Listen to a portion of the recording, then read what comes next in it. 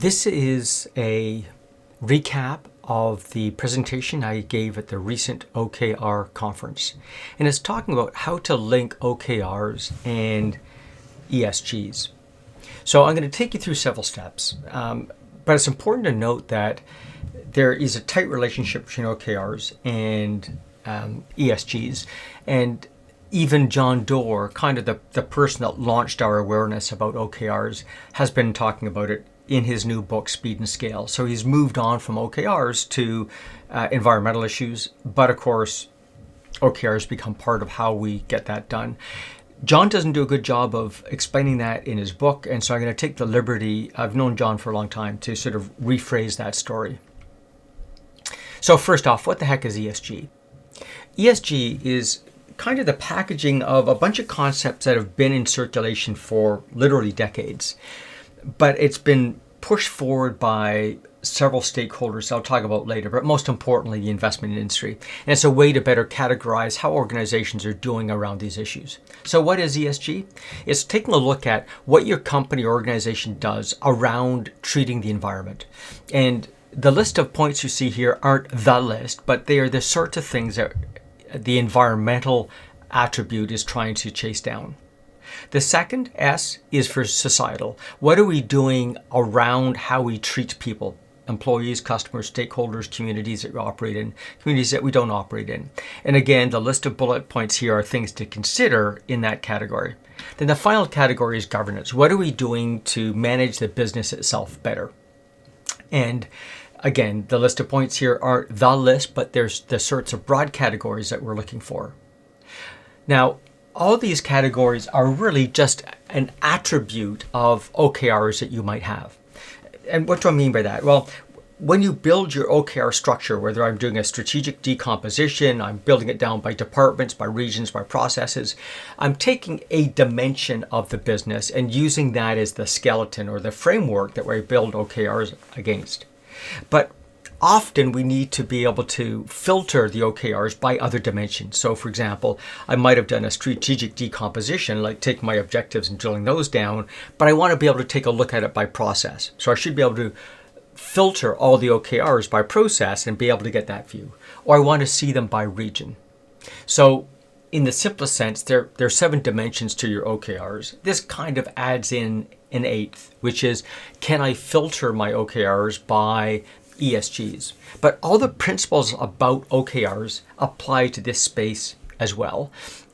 The challenge is some of these things are tough to measure. Now, there are many frameworks out there that you can harvest measures from. Perhaps the most common is the UN's SDGs.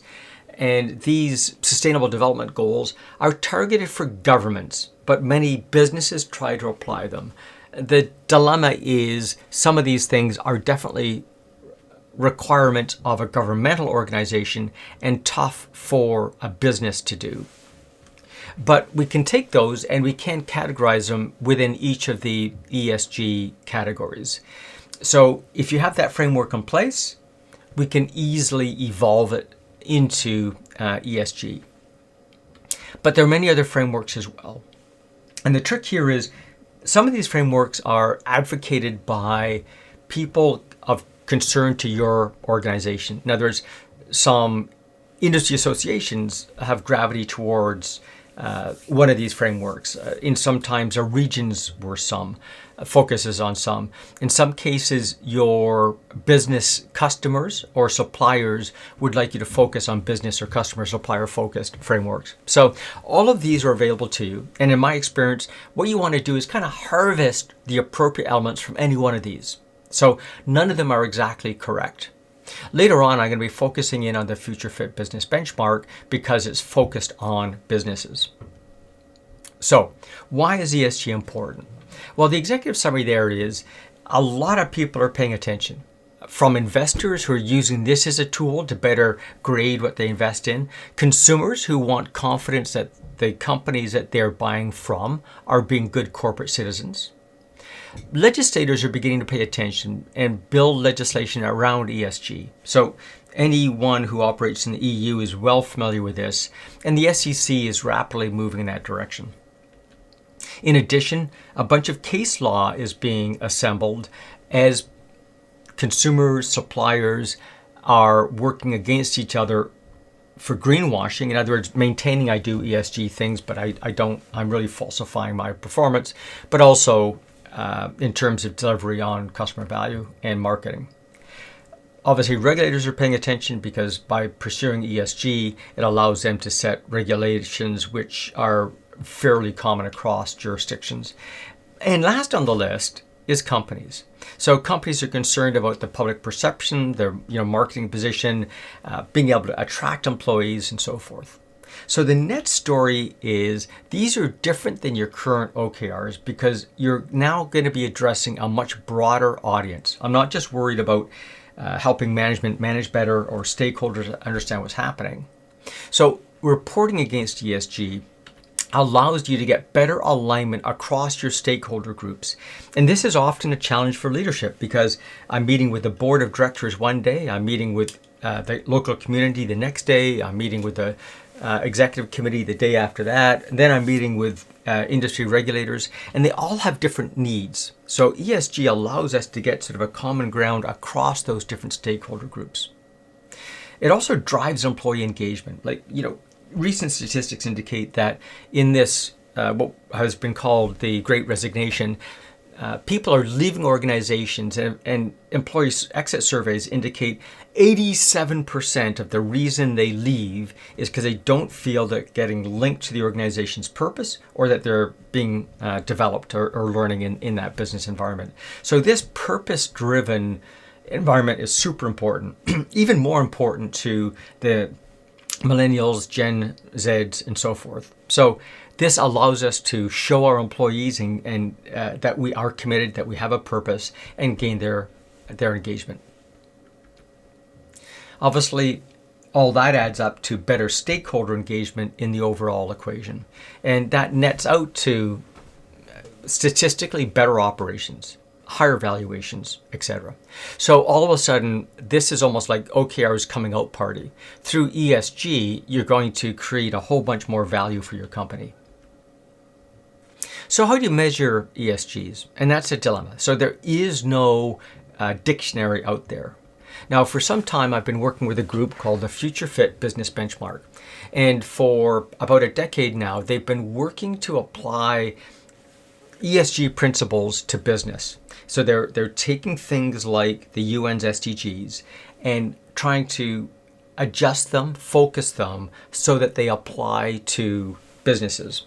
And they've done a great job of it, I feel. And I probably have a dog in the fight. I've been involved in participating in creating and critiquing various papers and so on produced for FFBB. So I'm pointing in that direction, but whether you use the benchmark or not, it's going to give you some ideas on how you think about the problem. So what we did within the Future Fit Business Benchmark, or FFBB, is we identified 46 aspects.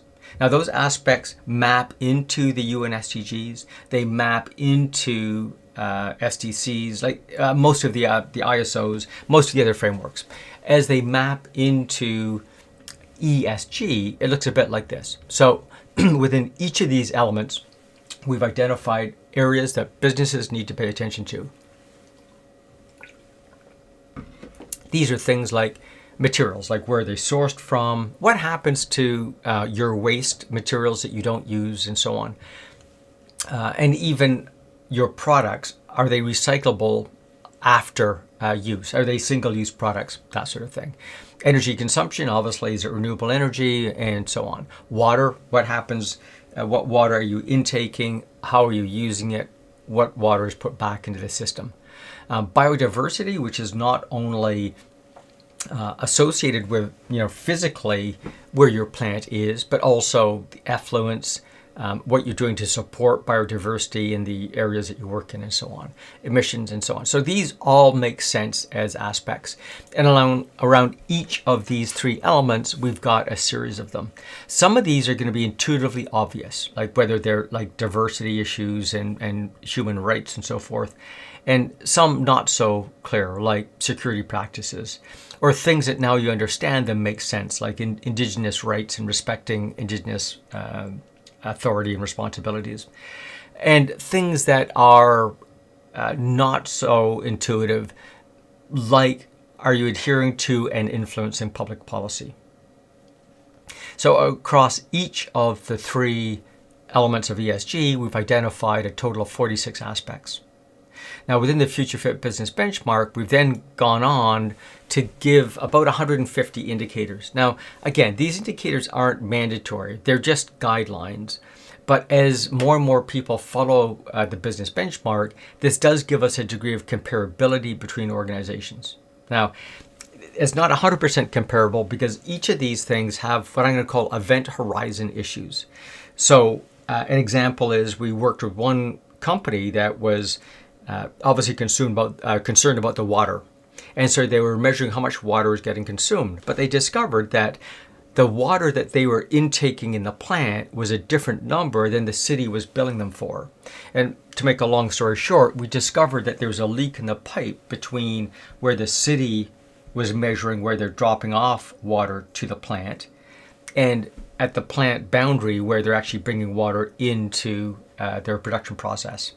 Now, the question is, who owns that? Is that something that the organization should be reporting as their water consumption, or in fact, is that the city's problem?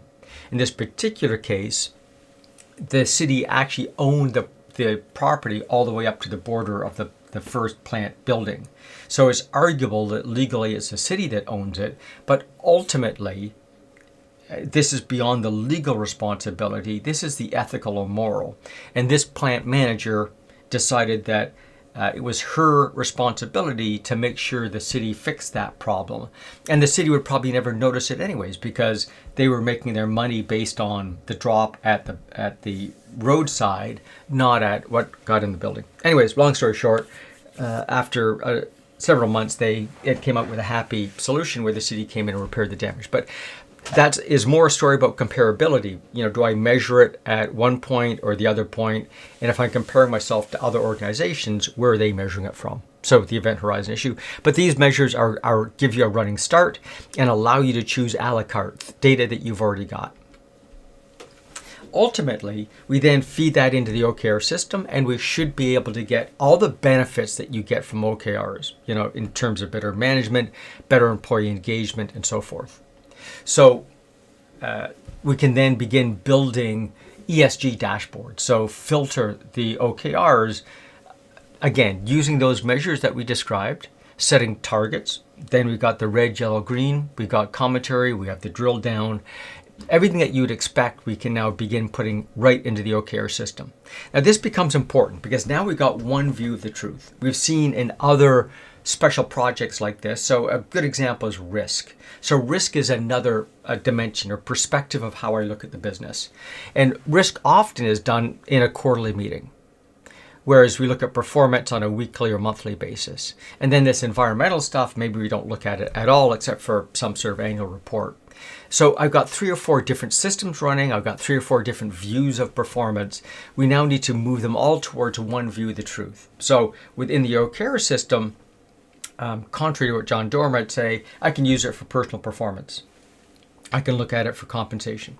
I can look at it for ESG. I can take a look at it for risk. I can take a look at it for performance. So we're pushing in that one source of the truth. So there's a quick summary of what you can do and what resources are available to you. Now, if you have any question about this stuff, email me anytime. I'm always happy to answer questions. I do have a series of videos that talk about Future Fit Business Benchmark, sustainability, and many, many client case studies. So take a look at YouTube, just search for my name and you'll find them, or go directly to the Business Benchmark. Thanks for your time.